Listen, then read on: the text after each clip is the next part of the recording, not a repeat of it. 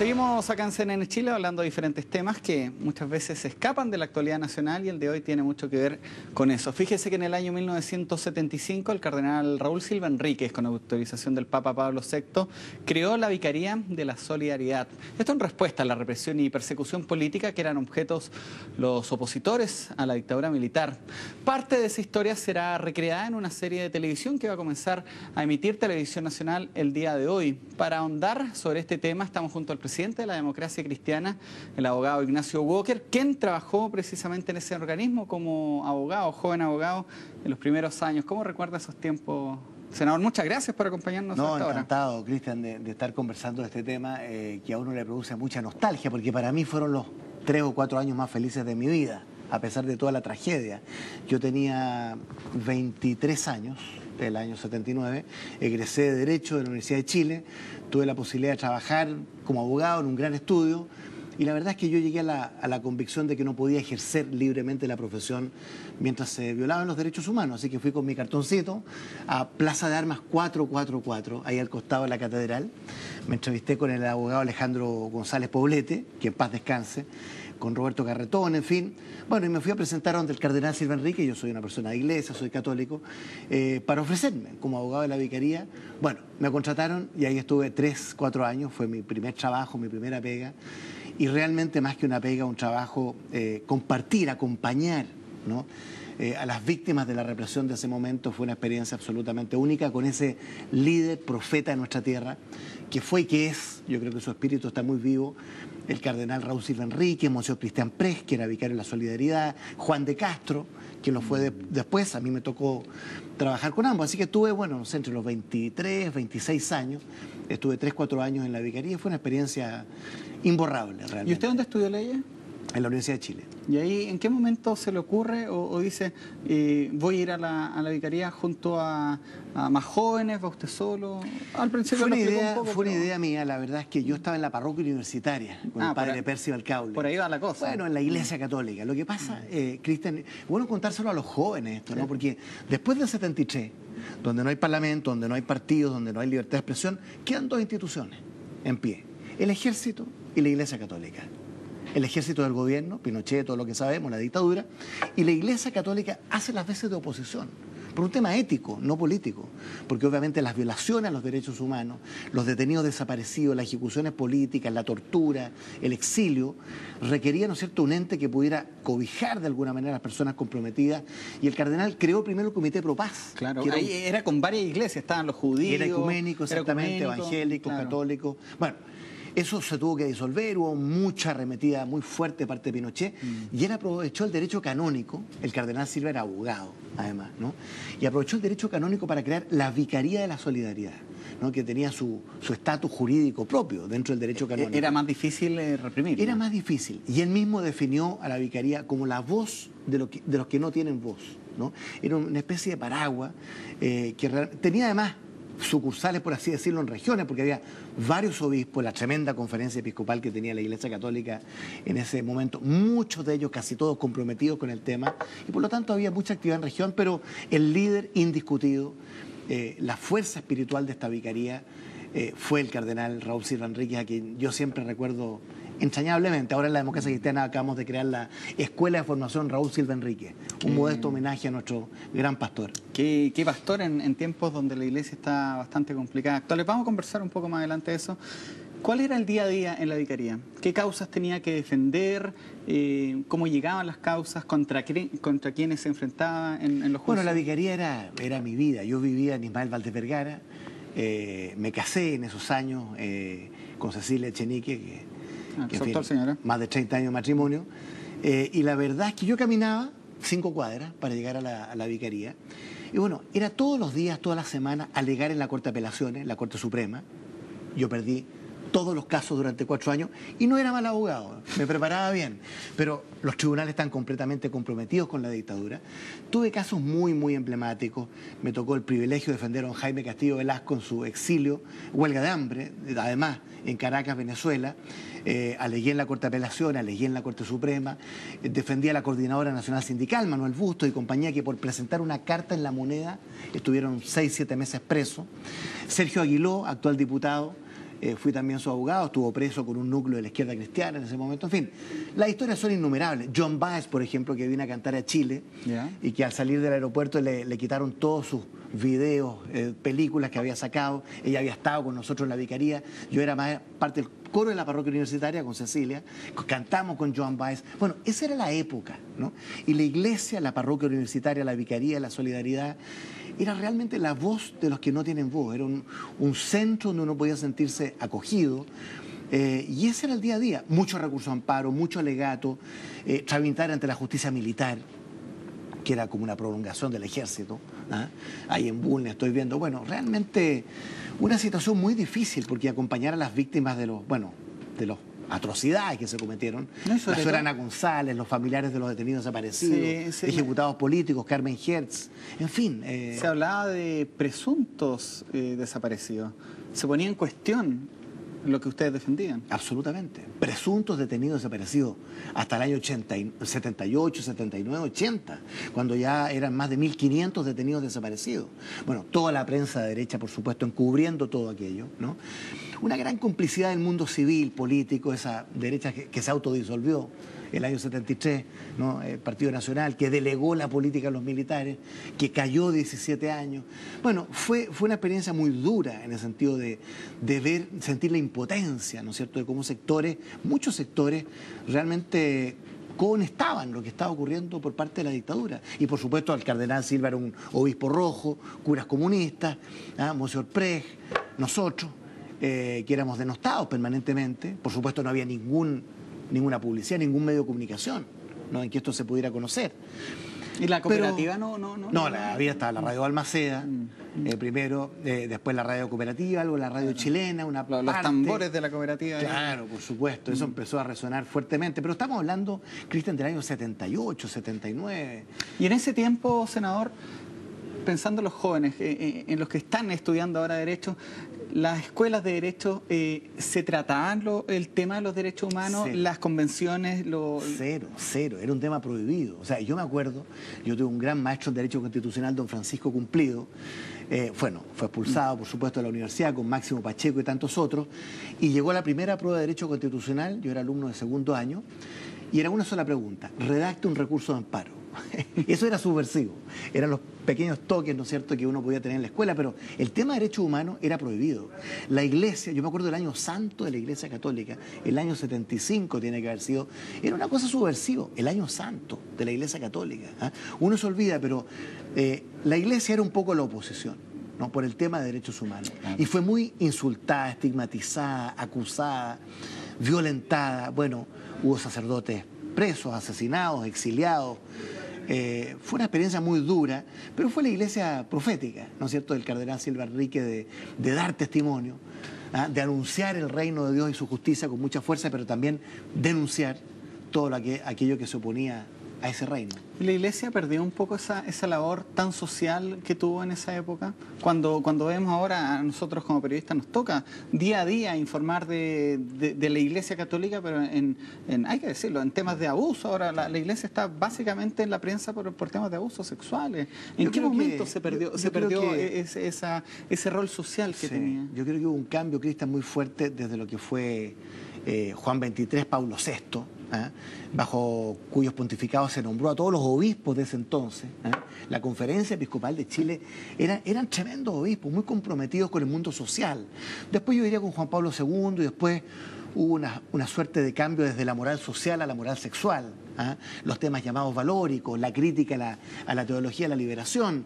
No, nosotros vivimos todo lo contrario. Esta iglesia muy profética, muy comprometida con el mundo social, con los derechos humanos, con los pobres, la opción preferencial por los pobres que venía de Medellín, después de Puebla, Santo Domingo. Bueno, era una iglesia muy aterrizada, que no estaba a la defensiva. Era una iglesia muy comprometida con su tiempo, pero muy comprometida con vivir el mensaje evangélico. Cuando publiqué el anuncio, esta entrevista en Twitter, mucha gente, bueno, siempre cuando yo entrevisto se lo explicaba fuera de cámara, alguien de Concertación, sale la gente de derecha con temas. Cuando entrevisto a alguien de derecha, salen los de la Concertación. Bueno, en esta oportunidad muchas personas me dijeron que la Iglesia Católica en ese tiempo fue utilizada políticamente. De hecho, por ejemplo, que José Manuel Parada habría utilizado la vicaría Vicaría de la Solidaridad para reclutar gente para el Frente Manuel Rodríguez. Ese es un comentario vergonzoso, Cristian. Lo que sí es cierto es que cuando alguien ingresaba a la Vicaría de la Solidaridad, no se le preguntaba por su color político, credo religioso. La verdad es que había un ambiente muy plural. Hay una foto por ahí del grupo de la Vicaría. Revisemos la foto. No sé si pueden mostrarla, pero la descubrí preparando este programa. Todos los que trabajaban ¿en qué año era eso? Esto fue como en 79-80, yo creo, este equipo. Digo porque ahí está José Manuel Parada. Vamos a verla en esta foto lo vamos a mostrar con su jockey. Está Monseñor Cristian Prez, Juan de Castro, los abogados, asistentes sociales que cumplían un rol muy importante. Ahí estamos con la foto. Vicky Baeza, la Normita Muñoz. Bueno, ahí está el cardenal Silva, ¿no es cierto? Al medio, rodeado de Cristian Prez y Juan de Castro, que fueron los dos vicarios. A la derecha abajo, con un jockey mirando para atrás, está José Manuel Parada. Claro. Digámosles también a los auditores y televidentes y los jóvenes, uno de los 3 degollados del año 85, un gran amigo, filósofo, poeta. Claro, él era militante del Partido Comunista, pero por Dios que sirvió a esta iglesia amplia, abierta. Bueno, yo estoy un poquito más arriba. Un poco más arriba, Juan Pablo, de José Manuel Parada. A la derecha y arriba. Un poco más arriba. Un poco más arriba. Es que la cara de niño que tengo ahí, más arriba, arriba. Ahí se ve al senador, ahí arriba. Bueno, 22 años tenía yo en ese momento. A ver, con el mouse. Debajo del barbón ahí, que era Rodrigo García Goitia. Un poco más arriba. Ahí está. Bueno, ahí estoy yo. ¿Cuántos años tenía? 22 años, 23 años. Yo ingresé a los 23 años, 24 puedo haber tenido en ese momento. Bueno, hay muchos abogados ahí. Estaban mostrando a Alejandro González, que después falleció. En fin, ahí está la Jimenita Taibo. Bueno, las asistentes sociales. Ahí está Monseñor Prez, el cardenal, Monseñor Juan de Castro. Bueno, ese era nuestro equipo. Jaime Esponda, estaba ahí, Alejandro González Poblete. Bueno, realmente muchos amigos y amigas. La María Luisa Sepúlveda, un baluarte, hasta el día de hoy en materia de derechos humanos. Bueno, podría nombrarlos casi a todos, porque además teníamos equipo de fútbol, hacíamos de repente un asadito, sí. Esta era nuestra vida diaria, este era nuestro equipo. Estaba jovencito Monseñor Prez ahí al lado. Monseñor Prez, ustedes lo ven súper joven. Ahí. Bueno, muévanse un poquito más a la derecha, si pueden. Ahí está José Manuel Parada, a la derecha, con su jockey mirando atrás. Entonces, imagínense José Manuel Parada utilizando la vicaría para el Frente Manuel Rodríguez. Esto no es primera vez que usted lo escucha. O sea, no, claro. Es una consigna... Yo sé, pero son comentarios baratos, realmente muy mezquinos. Era un grupo de gente muy motivada. Algunos católicos, otros no católicos. De hecho, la serie Senador de los archivos del cardenal, todo esto en relación a la pugna que tuvo con el fiscal Torres Silva, que no quiso entregar estas fichas, estos archivos donde... Y ahí tuvo Monseñor Sergio Vález, que en paz descanse, el último maravilloso, el último vicario, que dijo algo así como sobre mi cadáver, o sea, pasen sobre mí. Defendiendo, bueno, esa es la iglesia que realmente atesoraba, ¿no es cierto?, el centro de documentación. Pero usted no lo pasó bien, fue amenazado de muerte. Un tema complicado, ¿le parece que me lo cuente a vuelta comerciales? Sí, claro. Vamos a hacer una pausa, continuamos de inmediato hablando de este tema que el día de hoy aparece en una serie de ficción, pero que fue historia de nuestro país, así que vamos a seguir hablando en profundidad de eso. Vamos y volvemos de inmediato.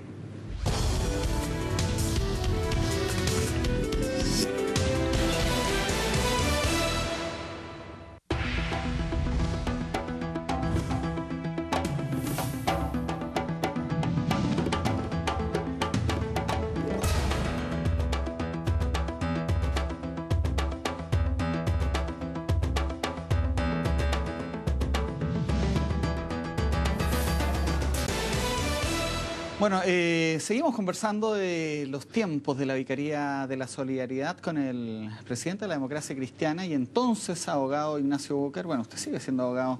En ese tiempo no se pasó bien, más allá que usted recuerda con mucha emoción ese tiempo.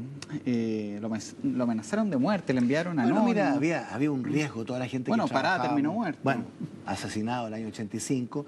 No, el tema mío fue el año 81, por ahí. Yo estuve muy visible un tiempo porque me tocaron casos, bueno, tenía 25 años de edad, pero yo alegaba siempre y defendía a Jaime Castillo, la coordinadora, a Sergio Aguiló, muchos, bueno, que fueron casos muy conocidos en ese momento. Y durante 3 o 4 meses fui amenazado de muerte. Mi señora estaba esperando guagua, Yo me casé el 80, nuestra hija nació el 82, todo ha sido el 81. Y bueno, fueron 3 o 4 meses de mucho seguimiento en las calles, la CNI, cartas, amenazas telefónicas. Cecilia, mi señora, con mucha entereza, vieras tú las cosas que les decía por teléfono. Pero esa era nuestra vida cotidiana. A ver, Cristian Navarro, si podríamos mostrar unos documentos, si lo podemos poner a toda pantalla, sería para que la gente pueda ver. Dice, prosiguen los intentos. Eso fue lo que le enviaron. Bueno, pero a ver, si esto era una especie como de tarjeta de Navidad. Claro, Dice, era un ejemplo. Yo lo escuché ahora viniendo a este programa. Acercémoslo un poco, por favor. Claro, Walker Prieto. Bueno, Walker Prieto. Eran amenazas de muerte. Ya. No, creo que hay otra ahí. En fin. Y claro, aparece un ataúd. Pero ¿Y eso lado... se lo enviaban a la casa? Sí, ¿cómo? a la casa, al trabajo, seguimiento en la calle. ¿Y eso salió en un diario, cuando tú era bien raro que el diario publicara algo. Bueno, te quiero decir que además en esa época el cardenal Raúl Silva Enríquez, que era mi jefe, mandó una carta al ministro del Interior, creo que está por ahí también, tenemos el documento. porque la encontré antes de venir a este programa, un recurso de amparo, presentó en favor mío, preventivo. Bueno, pero mira, Cristian, francamente, al lado de lo que le pasó a tanta gente, nada. O sea, era el precio que uno pagaba por este compromiso, que era un compromiso ético, espiritual, político. Como abogado de la Vicaría de la Solidaridad, uno sabía que estaba en el ojo del huracán, en la mira de la CNI, obviamente. ¿No es cierto? ¿Y qué le parece, senador, que esto ahora se haga una serie de televisión?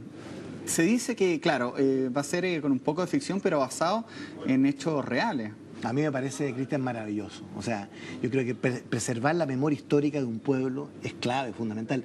Piensa tú en los jóvenes que no vivieron esa experiencia, pero que van a poder ver, ¿no es cierto?, los archivos del cardenal, como vieron una serie como Los 80, por ejemplo, ¿no? Claro. que recrea los años 80. Entonces es ficción, pero tiene una base real muy notable. Y yo felicito que se estén dando este tipo de programas. Pero no todos en el Senado opinan lo mismo.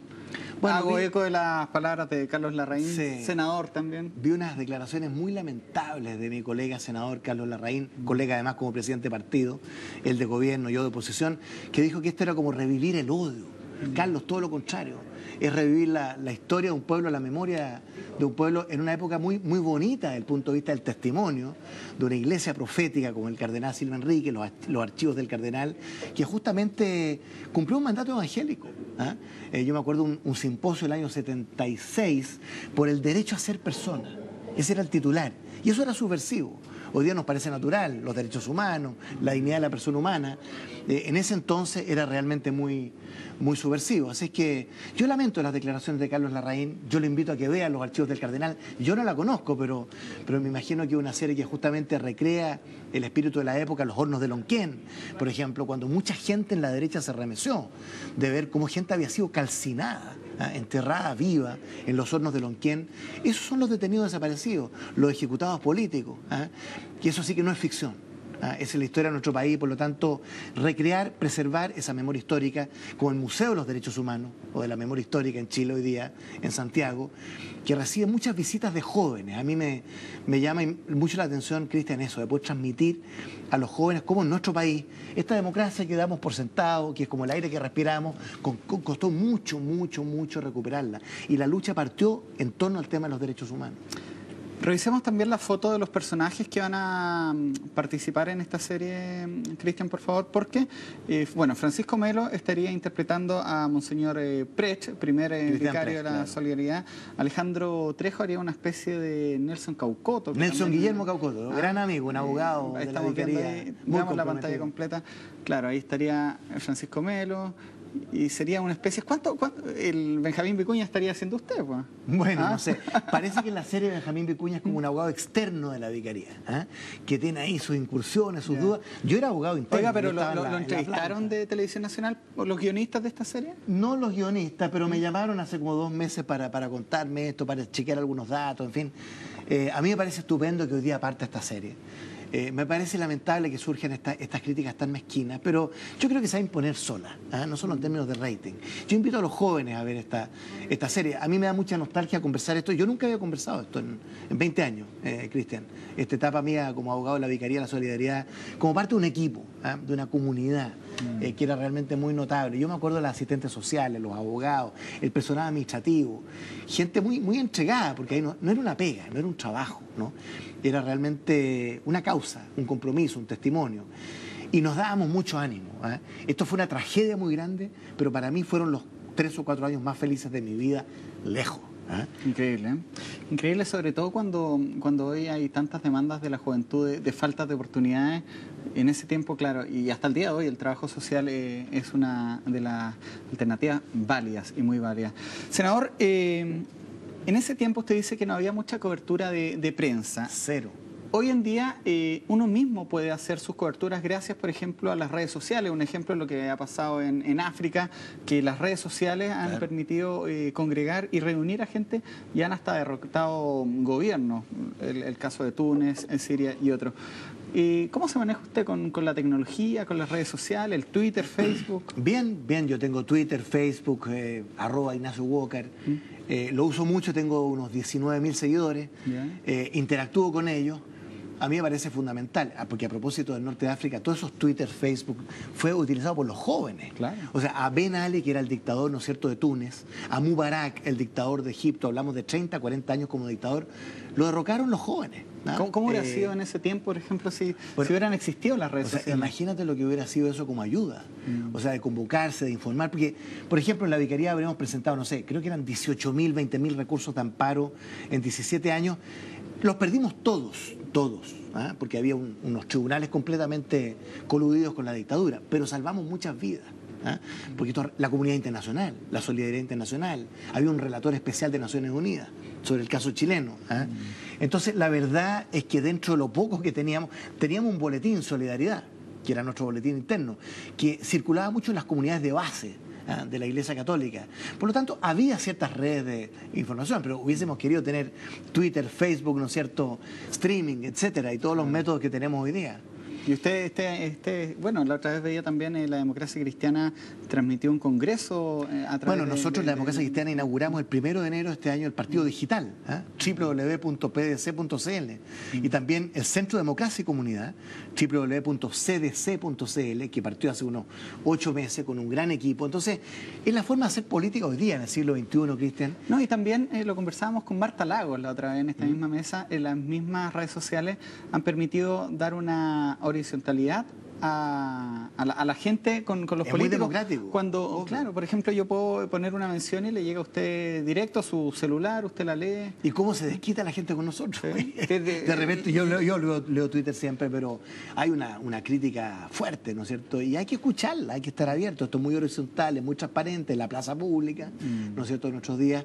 Yo encuentro que para los jóvenes de hoy, estas redes sociales, estos métodos electrónicos, en fin, realmente son muy notables. La gente se expresa, se reúne. Claro, hoy día pacíficamente, libremente, estamos en democracia. Esa época, la que estábamos mostrando con el cardenal Silva, todo era bajo sospecha. O sea, esta serie, los archivos del cardenal, se podría haber llamado bajo sospecha, ¿no? El cardenal, insisto, era estigmatizado, ofendido diariamente. Lo trataron muy mal, ¿no? Pero muy mal. El cura comunista, el obispo rojo, lo mismo con Prej.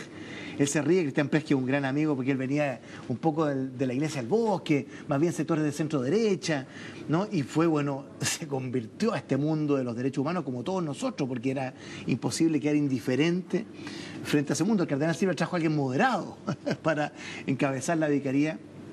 Y Cristian, bueno, terminó ejerciendo hasta el día de hoy, aparte de ser un tremendo amigo, un liderazgo muy, muy grande. Mira, esta fue una historia muy bonita, Cristian. Yo quiero rescatar ese lado luminoso de la luna, porque generalmente aparece el lado oscuro de la luna, que claro, son los asesinatos, las torturas, los ejecutados políticos, los detenidos desaparecidos. Bueno, ¿para qué te digo los casos que y sobre todo la colusión de los tribunales? ¿Qué es lo que más le impresionó en ese tiempo en la vicaría? Lo más fuerte que tuvo que ver, o la causa más importante, o el caso que recuerda que le haya llegado más diciendo esto. Bueno, hubo mucho, pero te voy a contar mi primer caso. Yo me siento en mi máquina Underwood a redactar mi primer recurso de amparo, ¿no es cierto? Y eran dos mujeres que venían saliendo de 20 días de tortura, creo que era un Borgoño 1470, uno de los tantos centros de tortura clandestinos de la CNI. Y esta niña que venía llorando, bueno, bajé torturada, pasó por nuestras asistentes sociales, estoy redactando el recurso de amparo y me dice, oiga, abogado, he tenido mucha suerte, porque se me corrió la venda dónde estábamos, era Borgoño 1470, y sé dónde está mi compañera que quedó detenida y torturada. Yo dije, bueno, voy con mi recurso de amparo a la Corte de Apelaciones, mi primer caso, imagínate tener dónde estaban siendo detenidas y torturadas. Pedimos una vista extraordinaria que se llama en la sala de la Corte. Me entrevisto con el presidente de la Corte de Apelaciones, iba con otro abogado de la Vicaría. Él lee el recurso y me dice, colega, me dice, algo habrán hecho. Algo habrán hecho. Ahí se me cayó la justicia.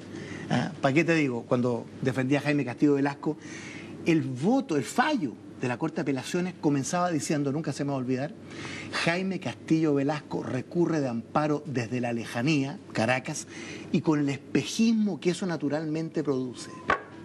Así redactan los fallos de los tribunales. O sea, yo siento una vergüenza como abogado de esa complicidad, colusión, cobardía moral de los tribunales de justicia, salvo honrosas excepciones. Está el tema que se están investigando muchas causas. La gente no se explica por qué, por ejemplo, han exhumado el cuerpo del presidente Allende o muchas cosas, porque al final lo que se está buscando es una verdad judicial, lo cual en ese tiempo no hubo. Pero piensa tú, Cristian, que la verdad histórica moral, por ejemplo, el informe Rettig, el año 90-91, con el presidente Patricio Aylwin, no era judicial, no era un tribunal, pero fue una verdad que redime, ¿no?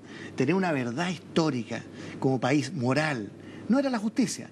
Después, por supuesto, con los años, la doctrina Aylwin, ¿no es cierto?, significó que hoy día hay más de 300 procesos en marcha, decenas de oficiales o suboficiales que están presos, que están privados de su libertad, partiendo por Manuel Contreras, quien fue el jefe, ¿no es cierto?, de la DINA. Entonces, la transición chilena, cuando el presidente Aylwin hablaba de la justicia de lo posible, bueno, a lo mejor fuimos más allá de lo que era posible en el año 90, ¿no? En las transiciones comparadas, muy pocos casos, no puedo pensar en ninguno, ni Sudáfrica, ni Uruguay, ni Filipinas, ni España, ni Brasil, han logrado lo que hemos logrado. Entre otras cosas, ¿por qué?